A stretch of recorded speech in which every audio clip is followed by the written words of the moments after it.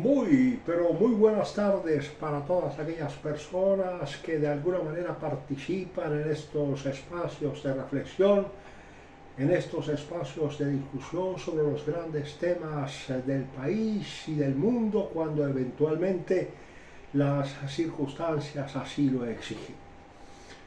En esta oportunidad nos queremos referir a la enésima vez que el presidente de la República habla acerca de la posibilidad de convocar una Asamblea Nacional Constituyente, que ahora denomina Asamblea Popular Constituyente, con el propósito de, a mi juicio, amenazar a la opinión pública con la posibilidad de reelegirse o de consignar en esa nueva constitución una serie de instituciones completamente ajenas a nuestras tradiciones democráticas y especialmente con el propósito de crear el ambiente lo suficientemente propicio para sus intereses de poder justificar un cambio en las estructuras institucionales del país, especialmente en lo que se refiere al manejo del orden público y en lo que se refiere a la clásica división tripartita del poder público. Es absolutamente claro para todos nosotros que el Congreso de la República no ha avalado, no ha debatido, no ha aprobado los distintos proyectos de ley que el gobierno ha sometido a su consideración, especialmente porque considera que son nocivos para la institucionalidad colombiana y especialmente porque considera que no son adecuados para la buena marcha del país. El proyecto que se refiere a la reforma a la salud, por ejemplo, ha demostrado ser absolutamente incongruente con las aspiraciones del pueblo colombiano en esa materia, como quiera que antes ha hecho algunos experimentos minúsculos, diríamos nosotros, con respecto a organizaciones como por ejemplo FECODE, que han resultado fallidas y que ha dado al traste con la posibilidad de que la opinión pública perciba el proyecto de reforma a la salud como un proyecto loable, como un proyecto deseable, como un proyecto que merece el debate, el análisis y la aprobación definitiva por parte del Congreso de la República. Tampoco es claro en su proyecto que presentó hace poco al Congreso de la República con relación al presupuesto nacional de las necesidades que el gobierno tenga para financiar algunos de sus gastos de funcionamiento o algunas inversiones que no especifica en cuanto a su cuantía ni en cuanto a su destinación, porque sabemos que este gobierno se ha dedicado precisamente a lo que en otras latitudes llamarían malversación de los caudales públicos, es decir, que no existe en la actualidad un criterio que le permita a los colombianos, que le permita al legislador colombiano y a la opinión pública en general saber con más o menos certeza hacia dónde están destinados los recursos públicos y exactamente en qué cuantía se requieren esos recursos públicos para satisfacer con exactitud qué tipo de necesidades en materia de gasto público. Esa especie de incongruencia, esa especie de limbo a que el presidente de la República y su gobierno nos quiere acostumbrar es exactamente el origen, es exactamente la razón por la cual el Congreso de la República no se ha mostrado partidario de aceptar sus proyectos legislativos tal como él quiere que esos proyectos sean aprobados, y es precisamente por esa razón que permanentemente carga contra el Congreso de la República, agitando su ya famosa bandera de guerra a muerte, que según sus propias palabras se trataba de la bandera que esgrimía Simón Bolívar hacia 1813, cuando declaró la famosa guerra a muerte contra los españoles, en lo que se consideró la campaña admirable que llevó a Bolívar desde el río Magdalena, desde Tenerife en concreto, hasta un poco más allá de lo que actualmente es la frontera colombo-venezolana. A pesar de todas estas circunstancias, el Congreso entiende y ha entendido, no con la facilidad ni tampoco con la rapidez que hubiésemos deseado, que de persistir en la aceptación de las políticas presentadas al Congreso de la República, presentadas al Legislativo por parte del Gobierno, podríamos fácilmente caer no solamente en una especie de bancarrota de consecuencias impredecibles, sino que los colombianos prácticamente estaríamos a unos pocos pasos de convertirnos en un régimen que implicaría el desconocimiento absoluto de las instituciones democráticas,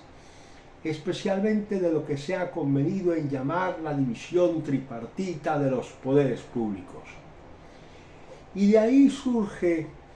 un interrogante que nos preocupa y nos ha venido preocupando desde tiempos o desde hace algún tiempo, por cuanto consideramos que una de las equivocaciones del constituyente colombiano en 1991 fue haberle dado facultades al Congreso de la República para que intervenga de alguna manera en la elección o en la designación de magistrados de la Corte Constitucional, por ejemplo, o que participe conjuntamente con el presidente de la República en la designación del fiscal general de la Nación, que es elegido por la Corte Suprema de Justicia, y en tantos otros casos en los cuales el Poder Legislativo ha venido interviniendo, ha intervenido con el propósito de legitimar, de acuerdo con lo que establece la propia Constitución Política de Colombia, las instituciones pertenecientes al poder jurisdiccional. Si bien es cierto que esta especie de influencia ha tenido, a mi juicio, su origen en la Constitución Política Española del año 1978, también es cierto que ya antes de esa fecha y durante la vigencia de la Constitución de 1886, los colombianos teníamos lo suficientemente claro que la mejor manera de mantener la independencia absoluta del poder jurisdiccional de los otros poderes públicos del Estado, entiéndase el poder legislativo y el poder ejecutivo, era a través de lo que aquí en Colombia se denominaba la cooptación, es decir, la elección de los magistrados de las altas cortes a través de los miembros que en un momento determinado pervivían o subsistían en el seno de las altas corporaciones, sea la Corte Constitucional, que fue creada a partir de 1991, sea la Corte Suprema de Justicia, sea el Consejo de Estado, sea el Consejo Superior de la Judicatura, y en este caso colombiano, el de la elección del fiscal, que desde prácticamente su nacimiento surgió como un híbrido que permitía la designación por parte de la Corte Suprema de Justicia mediante terna que presentaba previamente el presidente de la República y que en un principio prácticamente estaba llamado a coincidir con su correspondiente mandato. Particularmente, los colombianos tenemos la obligación en las próximas legislaturas que se nos vienen encima a partir del año 2026 de reformar en lo posible esa especie de mare magnum que existe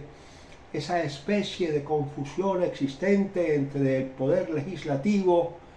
el poder ejecutivo y el poder jurisdiccional, especialmente cuando nos referimos a la elección de los magistrados de la Corte Constitucional y a la elección del fiscal por parte de la Corte Suprema de Justicia.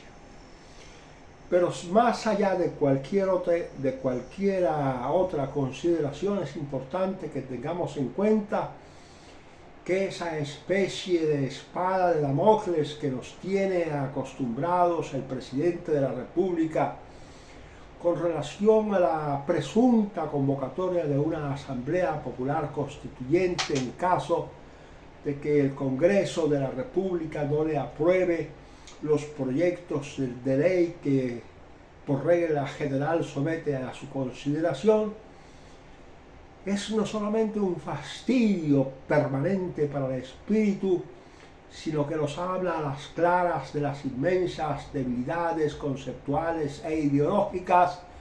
por las que atraviesa el gobierno colombiano,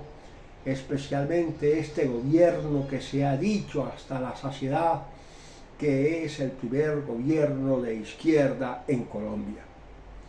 Quizá no sea muy riguroso desde el punto de vista histórico decirlo,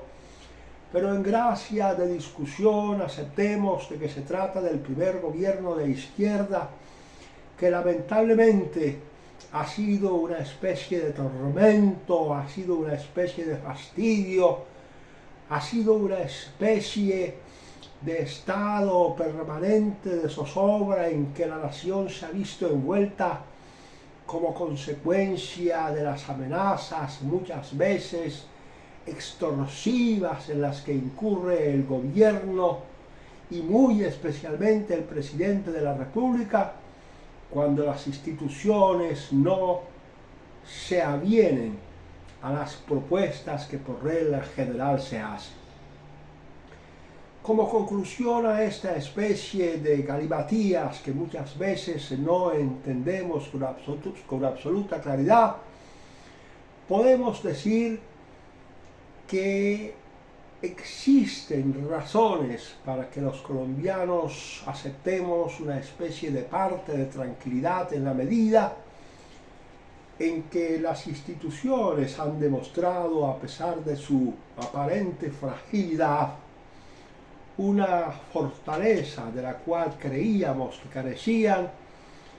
frente a los embates del gobierno en estas materias, y lo más probable es que en estos escasos 9 o 10 meses que hacen falta para que termine el mandato del presidente Gustavo Petro Urrego, las instituciones democráticas salgan adelante. Con respecto a la última amenaza